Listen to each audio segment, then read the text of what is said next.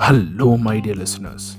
My name is Kishore Ganesh, and in this episode of the Vocal About Visuals podcast, I would like to share my thoughts on the trailer of Marvel's next, let's be honest, blockbuster Ant-Man and the Wasp, Quantumania, starring People's Sexiest Man Alive, Paul Rudd, Evangeline Lilly, Michelle Pfeiffer, Michael Douglas, and others. The movie will be out on Feb 17th.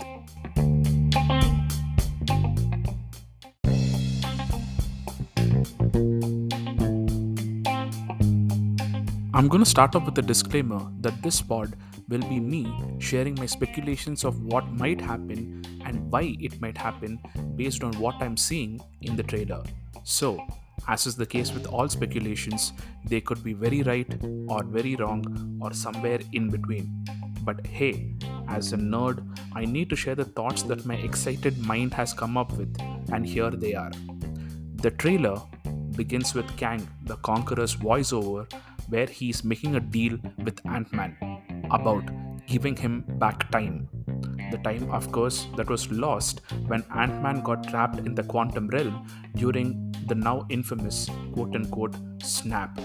Because of this, he couldn't be with his daughter during her growing up years, and the trailer alludes that, owing to Paul Rudd's absence, Cassie, his daughter, may have had less than ideal formative years during which she has also been in jail. The now grown-up Cassie seems to be fine despite the troubled teens, but I guess Ant-Man wants to spend those missed birthdays and piano recitals or whatever with her. Now, anyone who has watched more than 5 Hollywood movies knows that Hollywood does not encourage changing events of the present/future by traveling to the past. In fact, they come down quite heavily on this, harder than even the Indian censors come down on smoking. Of course, Ant-Man is warned against trusting Kang by Michelle Pfeiffer, but he chooses to ignore her and I'm assuming carries out his end of the deal. And as expected, there is a double cross by Kang. Either he doesn't hold his end of the promise at all, or what he actually ends up delivering is not quite the thing that they were expecting. Sort of like how at the beginning of Ghost Rider Part 1, young Nick Cage makes a deal with the devil to save his dad, but the devil cons him with a technicality. And then, of course, the search for redemption begins with some fistfights, MODOK making an appearance, which is quite frankly cool, and this ends with Ant-Man in some shape or form sacrificing himself temporarily to contain/imprison/defeat Kang, which will no doubt set up the next film.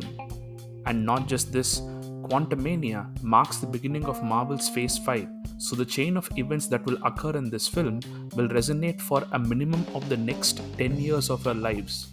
No pressure, Quantumania, no pressure. And the trailer ends with what was my favorite shot of the entire trailer. Kang just losing it and firing those energy beams from his arms. Cool shot and a definite meme.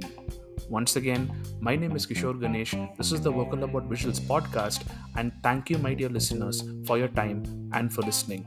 If you like this content and if you like reviews and recommendations of movies, TV, and anime now and in the future, please do consider subscribing to this podcast on your preferred podcast platforms and on YouTube. Thank you.